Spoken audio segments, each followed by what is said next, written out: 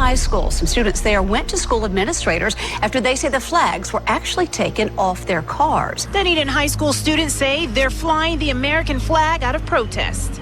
Today we set up this as to try and stand up for ourselves as we can fly our flags.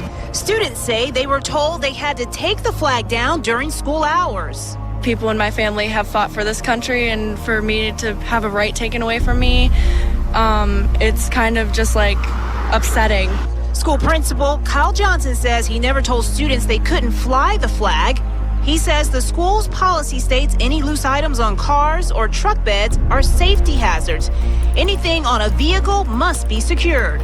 I understand how it is a safety matter. However, the announcement was because it was going to cause a conflict. But we never confiscated any flags. But what we did do is, like, the flags were stuck in the back of pickup trucks and they were loose. And we wanted to make sure no loose items at all that can be picked up, swung around, possibly hit somebody by accident. Principal Johnson says he'll let democracy decide and give the students a chance to write a new policy.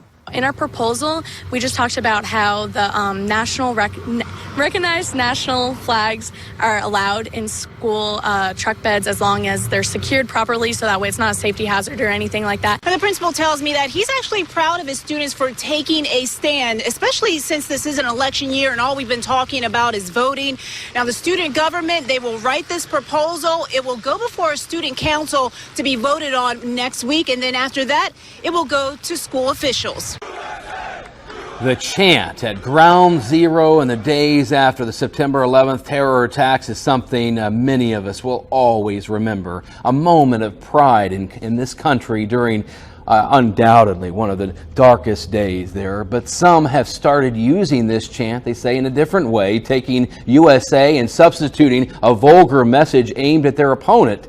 Now, as a result of this, the OK Conference has established a new rule limiting when fans can chant USA at high school games and is now enforcing other rules as well. Well, we shall see what the reaction will be. The OK Conference restrictions on the USA chant follows what many thought were inappropriate chants, banners, and behavior by some Forest Hill Central students at their game against Ottawa Hills Grand Rapids last week at Houseman Field. Now, Forest Hill Central is the home team here tonight, their first game since complaints about the actions of some of their fans last week, and the first since the restrictions on the USA chant were enacted by members of the OK Conference. The use of this chant as a put-down or vulgar insult wasn't the main issue at last week's game, but one the conference thought they should address. All we know is that chants were there, okay, and so we thought we would address it with everybody. The letters USA have been changed to mean something else instead of positive, patriotic type of things. So what the ADs and principal presidents suggested and decided on is that we would allow the USA cheers or chants during the national anthem, after the national anthem, but during the game it shouldn't be there because it can be denoted as a put-down, derogatory, and so on. To Asia, where scuffles have broken out between police and anti-US protesters outside the American embassy in the Filipino capital, Manila.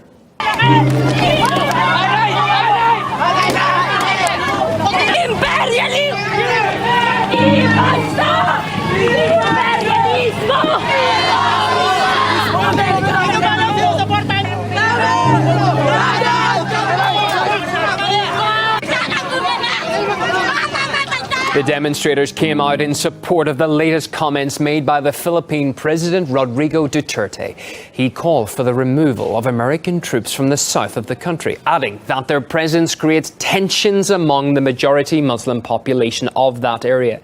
Duterte also said he won't allow government forces to conduct joint patrols of disputed waters near the South China Sea, apparently scrapping a deal his predecessor reached with the American military earlier this year. Is an alleged video of the incident that surfaced online. Rebels reportedly belonging to a group backed by the U.S. are heard chanting anti-American slogans. The U.S. forces reportedly crossed the Turkish border into Syria as part of an operation to coordinate airstrikes against ISIS. However, it seems they decided to return back to Turkey after Syrian rebels furiously protested against their presence in the area. The rebels were chanting anti-American slogans as well as threatening the troops with violence. Earlier, Washington confirmed it was assisting Turkey in its anti-ISIS operations in the area.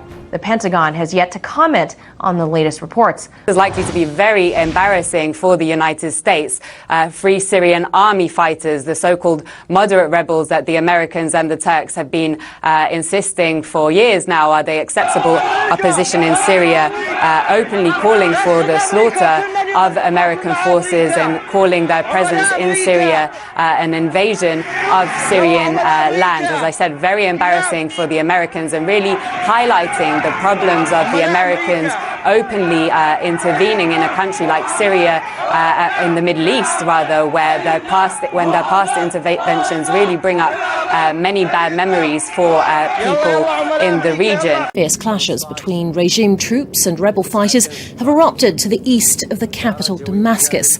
The US and Syrian ally Russia negotiated a cessation of hostilities that began on Monday evening. The ceasefire deal was clinched in a bid to allow humanitarian aid deliveries to besieged areas where hundreds of thousands of desperate civilians remain trapped. These fierce shelling began just a few hours ago to the east of Damascus in the town of Jobar. Now already, as is so common in this war in Syria, both the Syrian government and the opposition are trading blames for who is actually responsible for sparking this latest wave of violence, which could put the whole ceasefire deal, which had until now been holding quite well, in jeopardy. If Washington doesn't do more to influence the moderate opposition fighters in Syria it supports, Moscow has warned it could resume its airstrikes against them.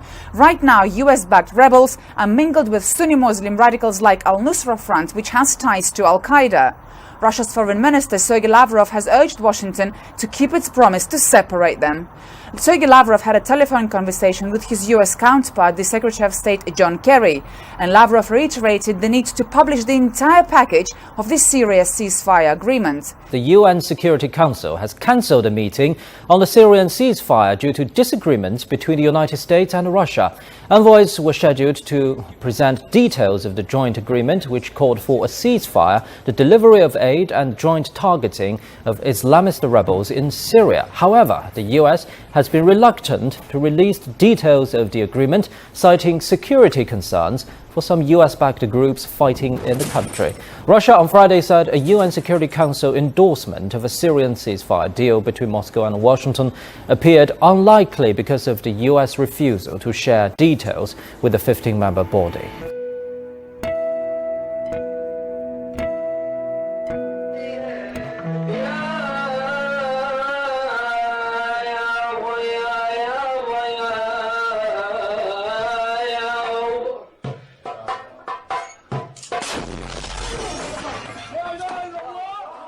There are now more than 1 million refugees who have fled South Sudan, and the United Nations says that number will continue to rise. Those refugees have been uprooted due to violence stemming from the country's civil war that started in 2013.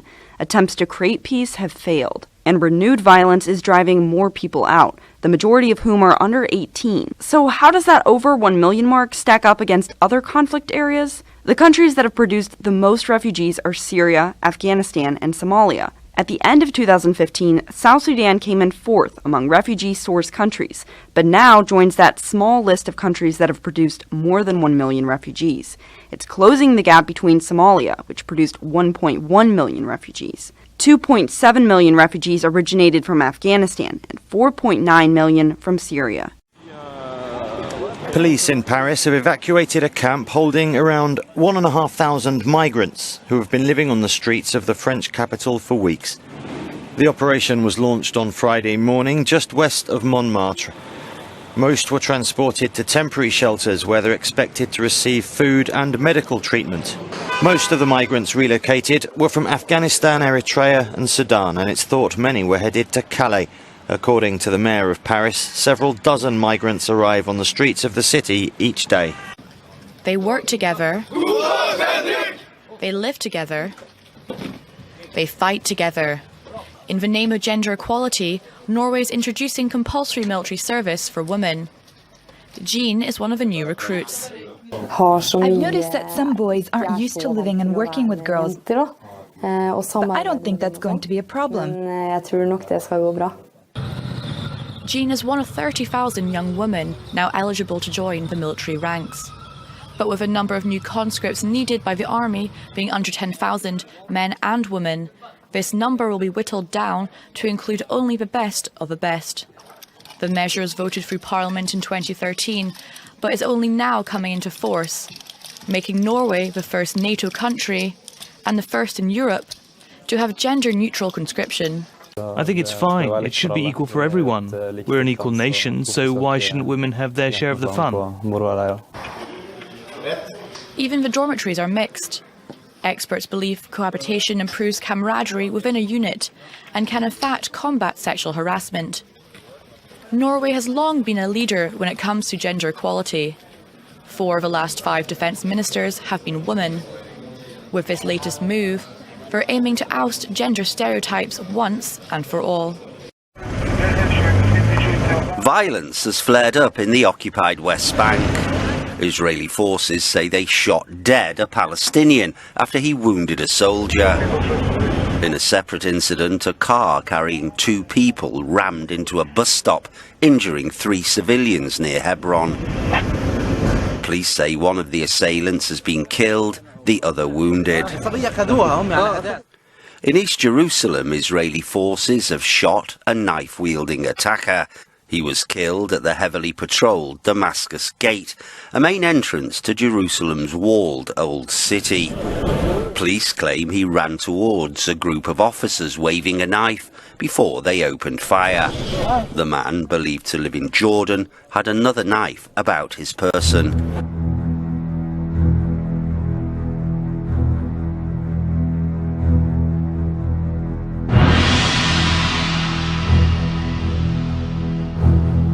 Israeli Prime Minister Benjamin Netanyahu has been criticized for equating the eviction of illegal Israeli settlements in the West Bank to ethnic cleansing. Netanyahu posted a video on Facebook last Friday accusing Palestinians of wanting to ethnically cleanse Jews from the area. But his remarks have been met with criticism, with the latest condemnation coming from UN Secretary General Ban Ki-moon. I am disturbed by a recent statement by Israel's Prime Minister portraying those who oppose a settlement expansion as supporters of ethnic cleansing. This is unacceptable and outrageous. Let me be absolutely clear. Settlements are illegal under international law. The occupation, stifling, and oppressive must end. The University of California at Berkeley has suspended a course amid accusations it shared an anti-Semitic viewpoint and was designed to indoctrinate students against Israel. The San Francisco Chronicle reports Berkeley suspended Palestine, a settler colonial analysis, on Tuesday. The newspaper reports a syllabus for the one-credit course taught by an undergraduate student says it examines the history of the Palestinian territories through the lens of settler colonialism. The suspension came on the same day that 43 Jewish civil rights and education advocacy groups sent a letter raising concerns about the course. The letter says the class encourages students to accept the idea that Israel is an illegitimate settler colonial state and that course readings have a blatantly anti-Israel bias. After 5 years of crushing drought, water is one of the most contentious issues facing California. And now a plan to divert millions of gallons of water away from cities and agriculture is promising to make the state's water wars even more explosive. According to BuzzFeed, the battle surrounds fresh water flowing down the San Joaquin River, a major waterway that runs through California's Central Valley. On Thursday, the State Water Resources Control Board rolled out a plan that would mandate 40% of the water in the river flow to the ocean, doubling the current rate. The reasoning is that by allowing more water to flow out, threatened fish populations will be bolstered. The proposal isn't finalized yet, but it's sparking outrage in the Central Valley. Merced County Supervisor Deidre Kelsey said, "It's just so preposterous. It can't work unless everybody picks and moves out of the valley." The anger is widespread, and local officials throughout the region have condemned the proposal. California Assemblyman Adam Gray described it as an economic death sentence, and Jake Wenger of the Modesto Irrigation District told KQED the move amounts to an all-out assault on the community. Before picture here. Here's the before shot right here at the Mosaic Phosphate Mine in Mulberry, and that pond right there, that's where the sinkhole is tonight. Now let me show you something else. This is video that we got today from Action Air 1, the view from above over the scene. You see how deep that thing is? Goes straight down to the aquifer. Action Air 1 showing how this pond is now gone, and it sucked down all that radioactive water right into the water supply. You're looking at an open wound into the water supply. 215 million gallons of radioactive H2O pouring straight into the Floridan aquifer. Water James Branch drinks. Everything out here is on wells. And someone should have known or let us know that. Dr. Van Binion believes the contamination will be confined to the immediate area near the Mosaic plant in Mulberry, giving folks like James Branch reason to ask questions. I noticed a guard shack going up, and I noticed they blocked off the dirt road, and I was thinking to myself, what's going on? States of emergency have been declared in Alabama and Georgia after a major gasoline pipeline broke in Alabama. The main concern, fuel shortages along the pipeline route. The state of emergency allows Georgia and Alabama more fuel than normal to be brought in by truck. It also extends the number of hours that fuel trucks are allowed to operate. Now, the sudden fuel shortage could actually increase retail prices up the East Coast. That's why everybody's freaking out. The spills actually disrupted the flow of gasoline from refineries in Houston all the way up to New York, and it could take another week for the pipeline to be repaired. Fuel shortages at service stations have already been noticed in Atlanta. The line's operator, Colonial Pipeline, says it also expects shortages in Tennessee as well as across North and South Carolina. A parallel pipeline is now moving supplies from Texas as far as western Alabama. An estimated 250,000 gallons of gasoline spilled a week ago out of the pipeline in Shelby County, Alabama, south of Birmingham. The pipeline company says the spill has been contained and in retention ponds there. Authorities and residents of Fujian province in southeastern China are dealing with the aftermath of Typhoon Meranti. The storm crashed into the area with strong winds and lashing rain, leaving a trail of devastation, destroying crops and homes and leaving at least 10 people dead. Power lines are down and around 1.65 million homes are without electricity. The typhoon hit the southern part of Taiwan on Wednesday and was classified a Category 5 typhoon by the Tropical Storm Risk Storm Tracker, the strongest classification available.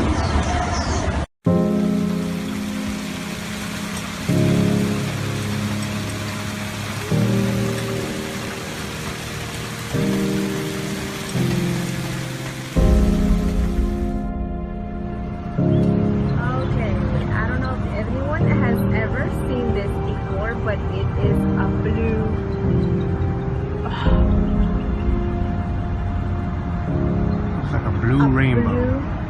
Rainbow.